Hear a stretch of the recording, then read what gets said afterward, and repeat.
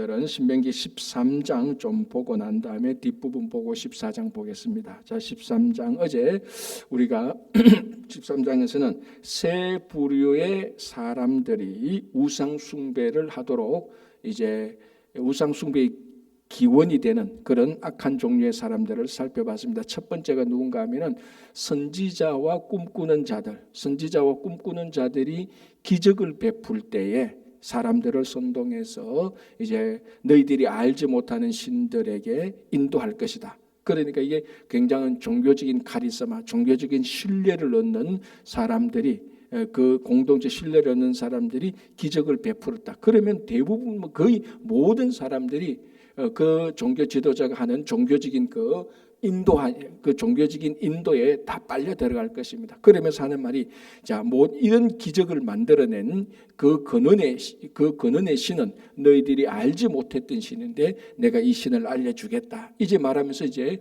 우상을 드러낸단 말이죠. 이제 이게 첫 번째고, 두 번째는 뭡니까? 가장 친한 가족, 그리고 가장 친한 친지나 친구, 비밀을 서로 공유하는 사이, 가장 그러니까 친밀한 사이에 있는 사람들이 가장 은밀하게 와가지고 우리를 유혹한다. 진짜 여러분, 이걸 거절할 수 있는 사람들이 과연 누가 있겠습니까? 가족이 가족이 또는 베프, 우리가 말하는 가장 친한 친구가 와서 비밀을 말하면서 내가 알지 못하는 신을 알려주겠다라고 말할 때는 그 관계상, 가장 친밀한 관계상 거기에 빠져들어가서 다른 신을 섬길 수 있는 강력한 그 유혹이 되고 미끼가 되는 겁니다. 그죠? 자, 이게 첫 번째, 두 번째고, 첫 번째나 두 번째나 공의, 악을 제거하고 다 진멸하라라는 그런 내용들이 있었습니다. 자, 세 번째 한번 보겠습니다. 13절.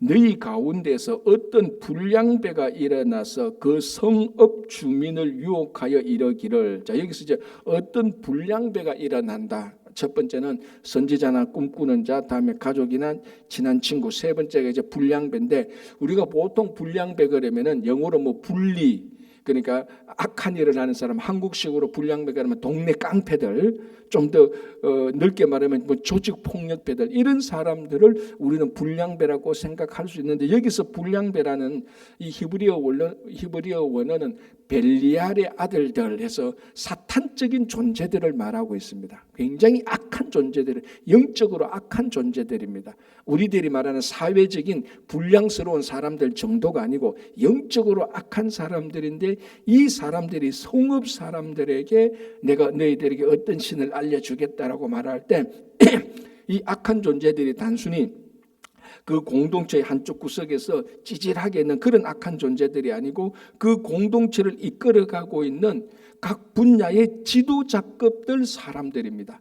사회 지도자들, 정치 지도자들, 경제 지도자들, 이런 사람들이 불량스러운, 이 불량은 다시 말하자면은 어떤 영적 악함을 가지고 있는.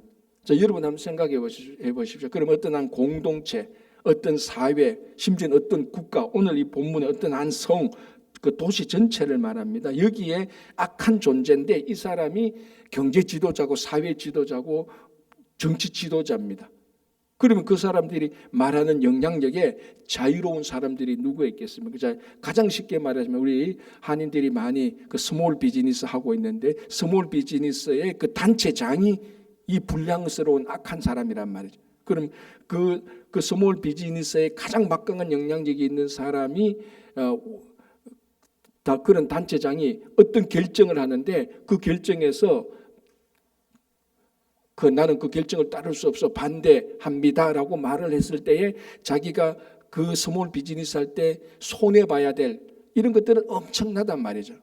그런 영향력을 말하는 사람들을 말합니다. 그러니까 13절에 너희 가운데서 어떤 불량배가 일어나고 그 성읍 주민을 유혹하여 이러기를 너희가 알지 못하던 다른 신들을 우리가 가서 섬기자.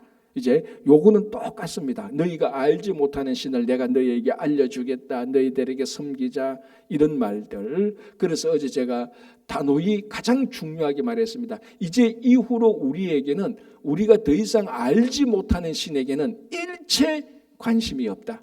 우리는 지금 알고 믿고 있는 이 신 예수 그리스도 이분만으로 충분하다. 어느 누가 와서 우리에게 야, 이때까지 너희들이 잘못 믿어서 예수 말고 다른 신이 있어.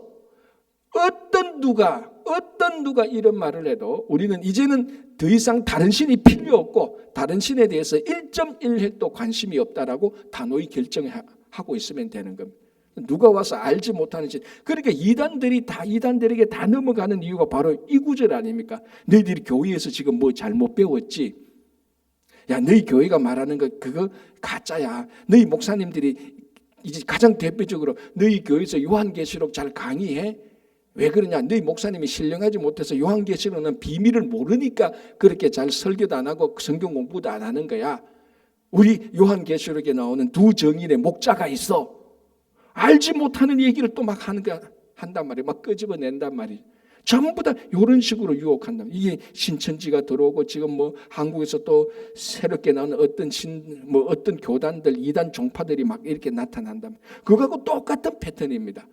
그래서 우리는 지금 이제 우리가 더 이상 어떤 다른 이상한 가르침에 귀 기울이지 말고 이상한 신들에 대해서 우리는 필요 없다. 지금 우리가 알고 있는 예수 그리스도만으로 충분하다고 확실하면은 안 넘어가는 거죠. 자, 그럼에도 불구하고 이런 막강한 영향력이 있는 사람이 어떤 재산상의 이익을 두고 어떤 사회적인 이익을 두고 막 영향력을 미치면 이게 참 사회적인 관계로서 무시하기가 힘든 상황에 들어갑니다. 그죠? 자, 그런 상황에서 말합니다.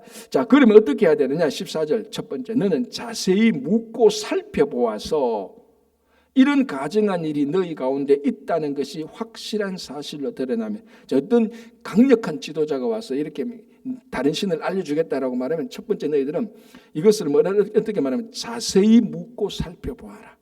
자, 이건 호기심하고 다른 겁니다.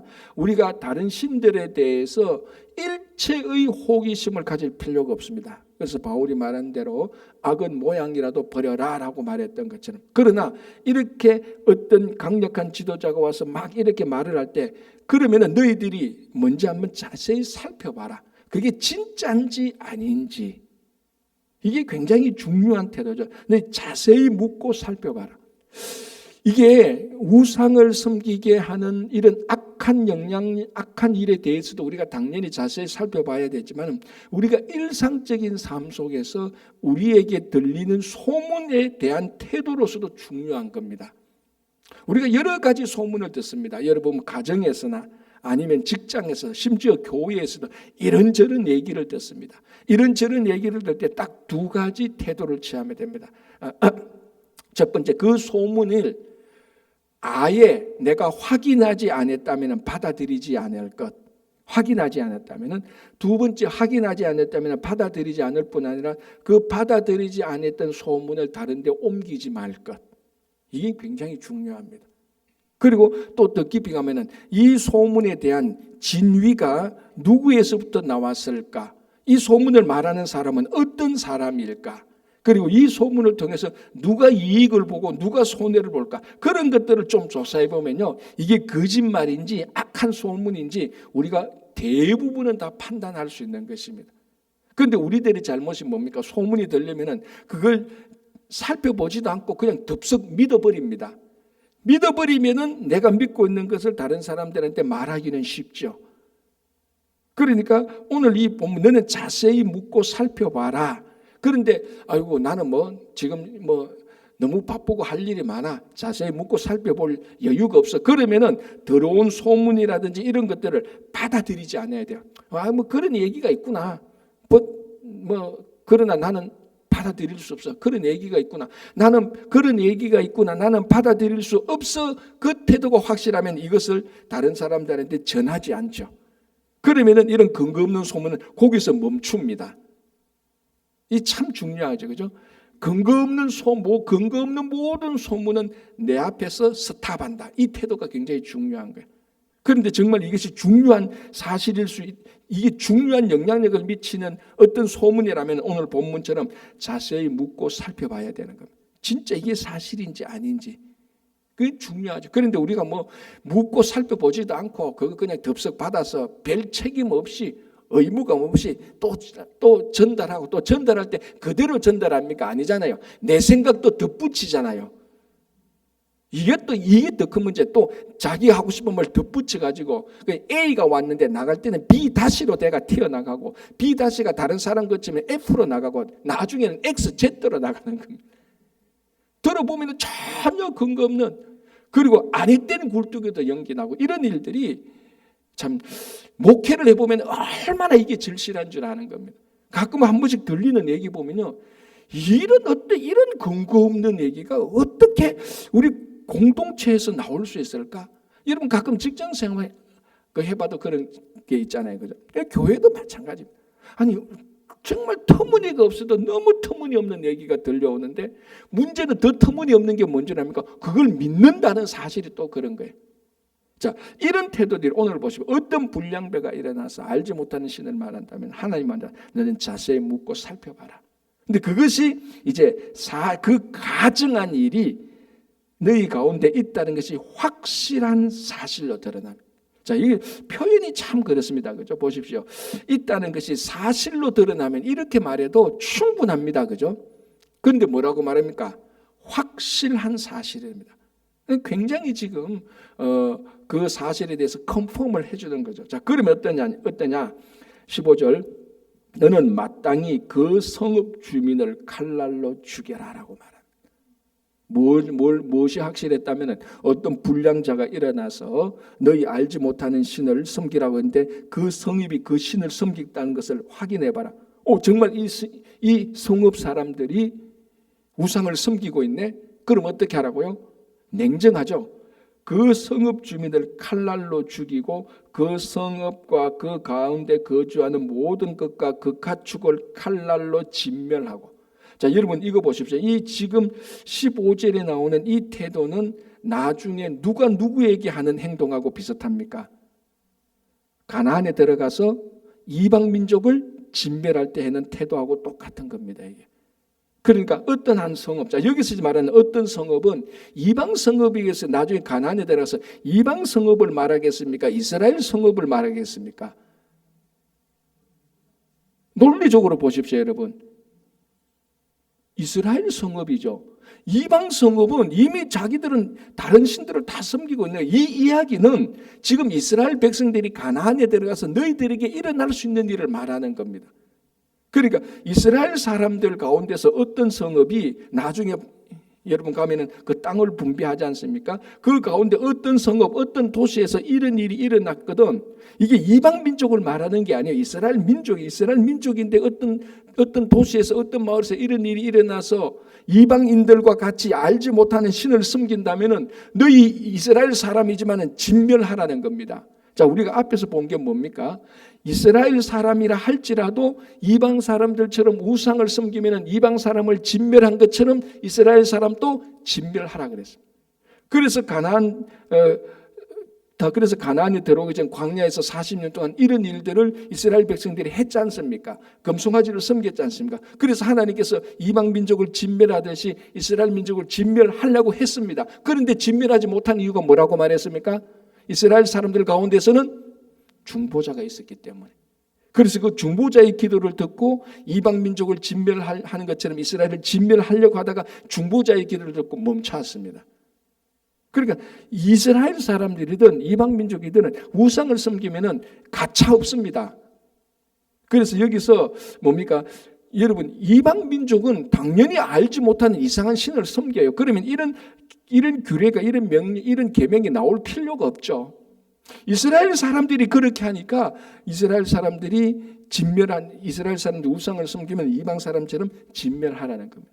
그러니까 이거는 나중에 여호수아를 앞장서서 이스라엘 백성들이 가나안에 들어갔을 때 이방 민족, 알지 못하는 신, 이상한 신을 섬기는 사람들을 진멸하는 것하고 똑같은 것입니다. 그러니까 우상 숭배에 있어서는 하나님께서는 차별 없습니다. 차별 없이 다 진멸하는 겁니다. 그렇죠? 지금 그렇게 말하고 있습니다. 너희 가족을 진멸하라. 자, 그러면서 이 진멸할 때 16장 보시기 바랍니다. 또 그 속에서 빼앗아 차지한 물건을 다 거리에 모아놓고 그 성읍과 그 탈취한 전부를 불살라라는 겁니다. 뭡니까? 한 성읍, 한 도시를 진멸하려고 정복하면은 거기에 전리품들이 많이 나오지 않습니까? 보통 전쟁의 가장 큰 목적은 뭡니까? 우리가 다른 나라를 싸워서 이기면은 그 전리품을 가지려고 하는 겁니다. 그 땅도 가지고 그 사람도 가지고 그 사람들이 가지고 있는 모든 물품들을 우리 걸로 하는 겁니다.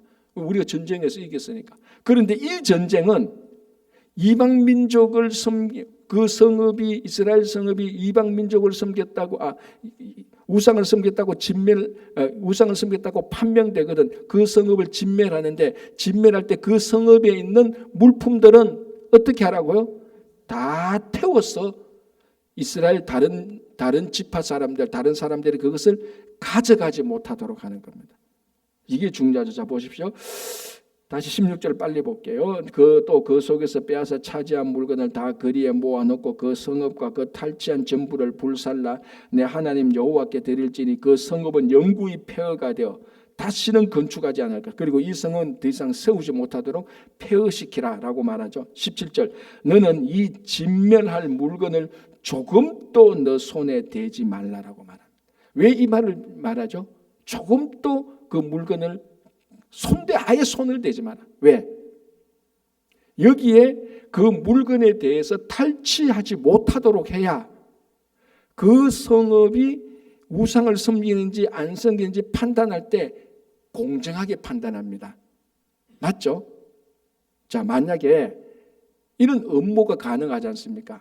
이 성읍에 사람들도 많고 물건들도 많은데 다른 성읍 사람들이 이 성읍의 물건들을 차지하고 싶은 욕심이 생긴단 말이죠. 그래서 음모를 꾸밉니다. 음모를 꾸면서 이 성읍이 우상을 섬겼다는 음모를 꾸미고 음모를 꾸미고 조작해서 선동해서 성공해서 이 성읍을 진멸시킵니다. 그럼에도 불구하고 어떻게 해요? 이 성읍의 물품을 하나도 못 가져옵니다. 그러면은 이 성읍을 음모하고 조작하고 선동해서 그 성읍을 무너뜨릴 이유가 있습니까? 없습니까?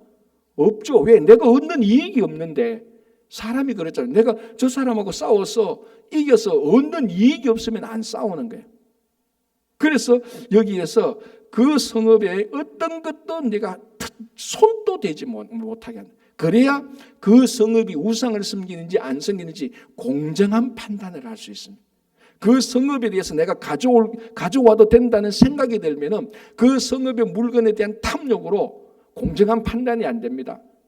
이해되죠? 그죠? 그럼 이 성읍 우상 섬겼다라고 우에서 조작해서 선동해서 그 성읍을 다 진멸시키고 물건을 내가 다 가져올 수 있죠. 요런 안에 탐욕이 들어가면 공정한 판단이 안 됩니다. 그래서 하나님께서 그래서 자세히 묻고 살펴봐서 이 성읍이 진짜 불량배에 의해서 우상을 섬기는 것이 확실히 판단되면은 그 성읍을 영구히 폐허시키되 물건 하나 손대지 말라. 다 태워서 하나님께 드리라. 그런데 내가 그러니까 어떤 욕심이 있을 필요가 없죠. 그래서 공정한 판단을 내릴 수 있는 것입니다. 자, 그러면서 또 이제 마지막에 말해서 17절 중간에 그리하면 여호와께서 그의 진노를 그치고 너를 긍휼히 여기시고 자비를 대하사 너 조상들에게 맹세하신 같이 너는 번성하게 하실 것이라. 그러니까 남의 성읍을 조작하고 선동해서 우상 섬기는 것으로 판단해서 그 성읍을 진멸하고 그 성읍에서 물건을 빼앗아 와가지고 번성하게 사는 것이 아니고 하나님께서 너희들을 번성하게 해주니까 그 하나님을 따라서 번성하게 살아라는 것입니다. 이건 앞에서 이미 나왔던 거죠. 그죠? 가나안에 들어가면 가나안의 번성의 신, 풍요의 신 바알신이 있습니다. 바알신이 너희를 풍요롭게 하는 게 아니고 여전히 가나안에 들어가서도 여호와 하나님께서 너희를 풍요롭게 할 것이다 라고 또 한 번 더 확인하는 겁니다. 그죠? 자, 이렇게 해서 이제 세 종류의 우상 숭배할 수 있도록 유혹하는 것을 다 뿌리치고 자 14절 이렇게 되어 있습니다. 14장 이렇게 되어 있습니다. 너희는 너희 하나님 여호와의 자녀이니 죽은 자를 위하여 자기 몸을 베지 말며 눈썹 사이 이마에 털을 밀지 말라. 너는 내 하나님 여호와의 성민이라. 여호와께서 지상 만민 중에서 너를 택하여 자기 기업의 백성으로 삼으셨도다. 자, 다시 한번 우상을 섬겨서는 안 된다라고 강력하게 말을 하고 난 다음에 이스라엘 백성들 너희들은 어떤 사람인가를 얘기하는 거죠. 먼저 2절을 보면은 너희는 여호와의 성민이다. 자, 이 14장 2절이 이스라엘 백성들이 누군가를 세 가지로, 한 구절에 세 가지로 동시에 알려줍니다. 첫 번째는 여호와의 성민이다. 거룩한 백성이다. 두 번째는 하나님께서 지상 만민 중에서 모든 열방 가운데서 너희를 택했다. 거룩한 백성이고 택함 받은 백성이고, 세 번째 뭡니까? 자기 기업의 백성으로 삼았다. 하나님의 소유다. 세 가지를 동시에 말합니다. 거룩한, 이스라엘 백성들은 하나님의 거룩한 백성이요, 선택받은 백성이요, 하나님의 소유된 백성이다라고 말하는. 자, 이런 백성들은 삶의 방식조차도 달라야 되고, 가나안에 살고 있는 사람들하고 처음부터 끝까지 다 다른 삶, 구별된 삶을 살아야 되는 겁니다. 자, 성민이라는 것은 구별 아닙니까? 그죠? 그러니까 성민이라는 것은 거룩한 백성이고, 거룩이라는 뜻이 구별 아닙니까? 그럼 구별은 뭘 말합니까? 살아가는 방식도 구별되어야 되고, 삶의 목적도 구별되어야 되는 겁니다. 말하는 것도 구별되어야 되는 거죠. 똑같은 내용의 말을 하더라도 말투나 이런 것들이 구별돼야 되는 겁니다. 똑같이 말을 하더라도 세상 사람들은 욕을 섞어서 말을 한다면은, 우리 성도들은 욕 없이 부드러운 말로 해야 되는 것입니다. 구별되는 거죠. 말투 자체가, 삶 자체가, 방식 자체가. 그 중에 하나가 뭔가 하면 14장 1절에 너희들은 자기 몸을 베지 말며 눈썹 사이 이마에 털을 밀지 말라. 뭐 할 때? 자녀나 죽은 자를 위하여서. 자, 이게 이제 가나안에 들어가면은 가장 전통적으로 가나안의 백성들, 우상을 섬기는 사람들의 장례식의 애도 방식입니다. 그러니까 누가 죽었으니까 슬퍼하는 표시로 자기 몸을 막 해치고 눈썹 사이에 뭡니까? 이마 위에 털을 막 밀고. 우리나라도 좀 그래, 이거는 아니지만은 우리나라도 누가 죽으면은 억지로 곡을 하잖아요. 사실은 죄송합니다, 좀 우스갯소리인데, 말 안 듣는 자기 남편 죽으니까 사실은 좋은데, 이거 저 인간 죽어서 좋은데, 막 사람들 오면 또 막 곡을 하는 거예요. 곡하는 게 또 뭡니까? 전부 다 형식이고 다 위선이죠. 이게 또 힘드니까 어떻게 하면 곡하는 사람을 데리고 와서 일부러 울게라도 하잖아요. 속으로는 좋아 죽겠는데. 이것처럼 이방인들이, 가난한 사람들이 장례 애도에 사람들이 자기 애도를 알도록 하기 위해서 막 몸을 베면서 눈썹 사이를 막 해서 사람들이 보라고, 내가 이렇게 애도한다고, 막 이런 것들이 있었다는 거죠. 그러나 구별된 하나님의 성민이고 거룩한 백성과 선택된 백성과 하나님의 소유된 백성은 그 이방인들처럼 우상 섬기는 사람처럼 그렇게 애도하지 마. 왜? 살아가는 방식이 달라. 쉽게 말하면 진심으로 애도를 해야 되는 거죠. 그죠? 그리고 이것도 하나는 몸을 베지 말고 눈썹 사이에 이마 위에 털을 밀지 말라는 것은, 여러분, 이 성경에서도 우리의 이 육신은 하나님께서 우리에게 주신 것입니다.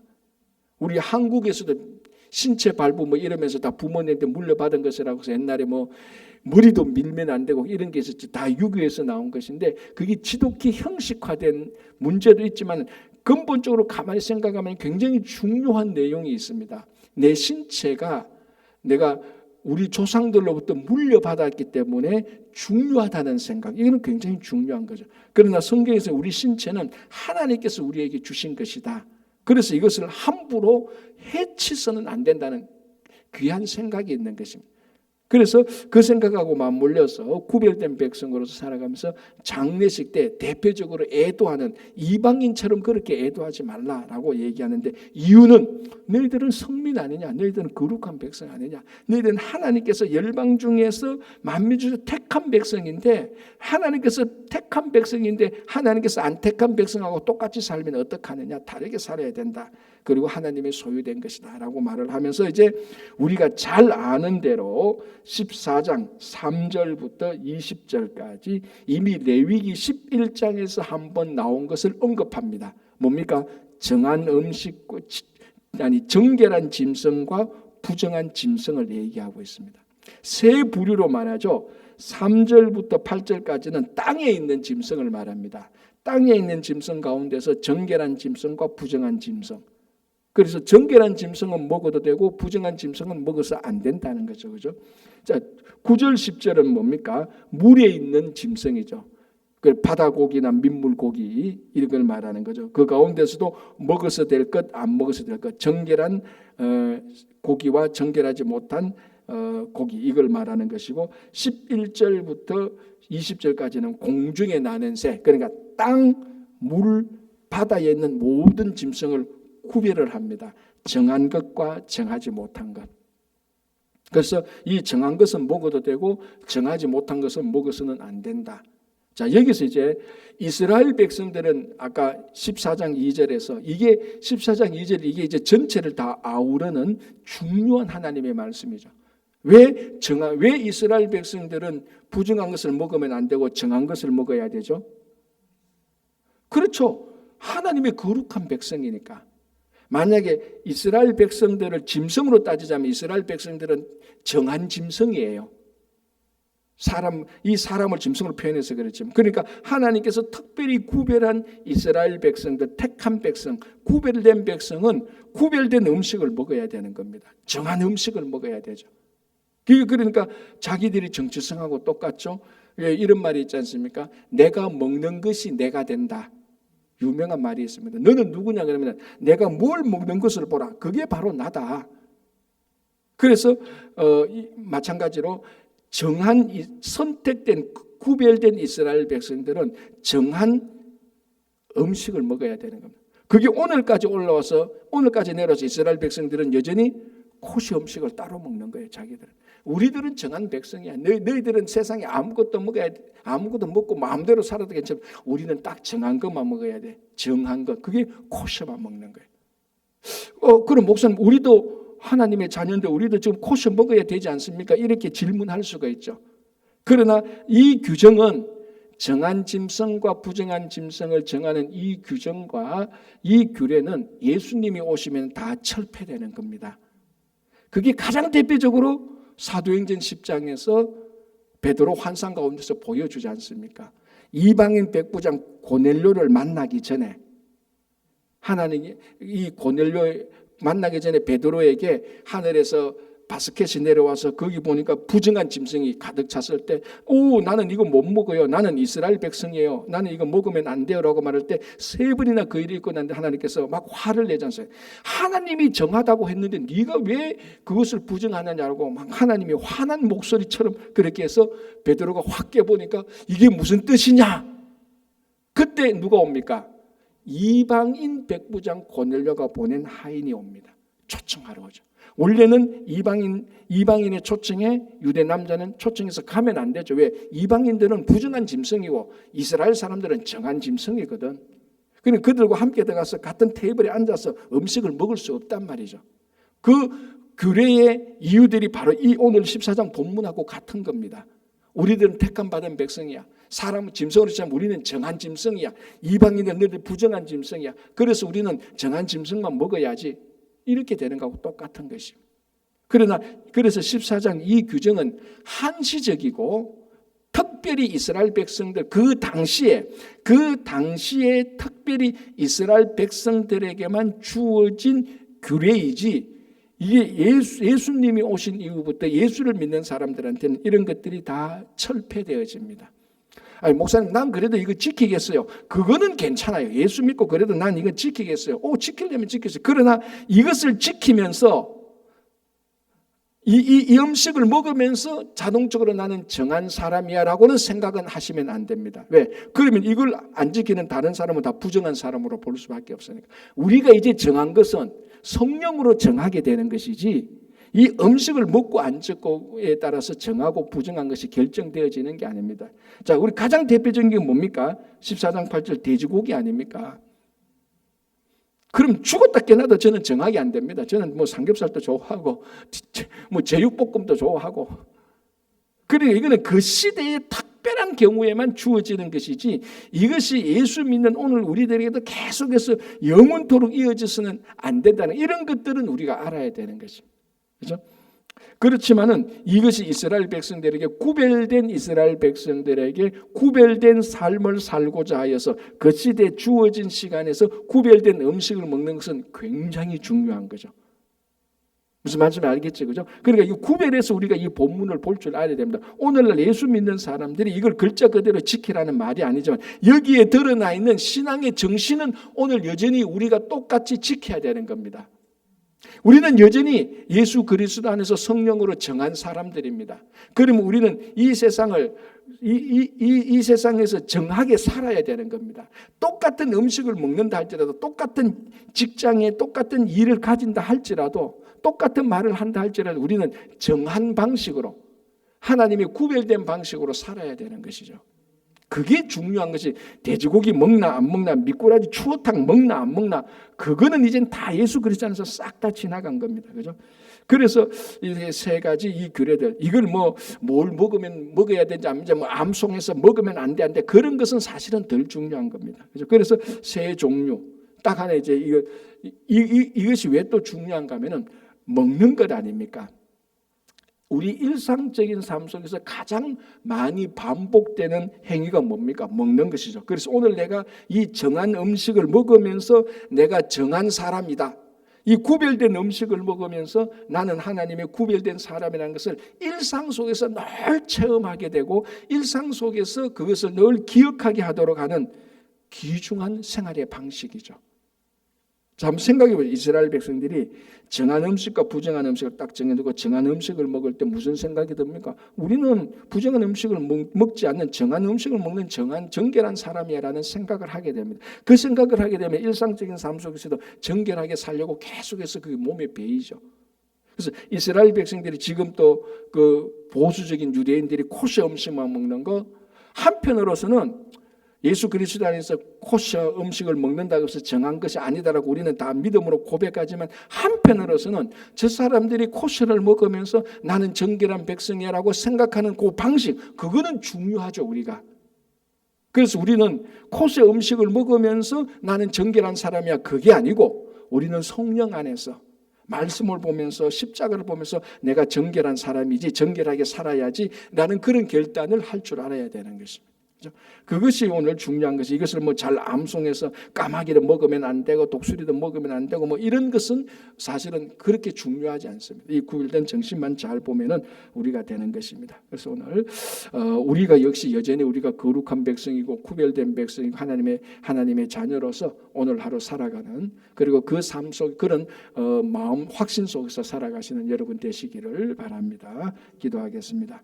하나님 아버지, 감사합니다. 우리들의 주변에 많은 것들이 또 우리 내면에서 하나님 외에 다른 신, 무슨 특별한 우리가 알지 못하는 신을 섬기고자 하는 호기심 자체를 저희들이 모든 모양이라도 버릴 수 있도록 인도하여 주시고, 우리에게 다가오는 여러 가지 소문들, 악한 이야기들, 그런 것들을 잘 점검할 수 있도록 인도해 주시고, 우리가 늘 하나님의 정결한 백성으로서 살아갈 수 있도록 도와주시옵소서. 주님, 우리 성도님들 가운데 몸이 연약하신 분들이 있습니다. 수술 후에 회복을 기다리고 있고, 그리고 수술을 기다리고 있는 분들, 수술 전이나 후에나 주님께서 너를 강건하게 하시고 육신의 강건함을 주셔서 회복된 몸으로 주님의 일 감당하게 하여 주시옵소서. 또 여러 가지 일들로 낙담된 우리 심령들이 있습니다. 아버지, 그들에게 힘을 주시고 용기를 주셔서 그 어려움 속에서 속히 벗어나서 또 기쁨으로 살아가는 삶이 되게 하여 주시옵소서. 이번 주 돌아오는 주 성경 퀴즈 대회가 있습니다. 함께 모여서 말씀으로 모여서 말씀 가운데서 기뻐하고 교제하는 귀한 시간 될 수 있도록 주님 도와주시고, 이제 9월이 되면 신학기가 맞이하게 됩니다. 우리 자녀들에게는 신학기지고 우리 어른들에게는 또 새로운 계절이 시작됩니다. 새로운 계절 신학기를 맞이하면서 또 기도로 잘 시작할 수 있도록 인도하여 주시옵소서. 감사하오며 예수님의 이름으로 기도합니다. 아멘.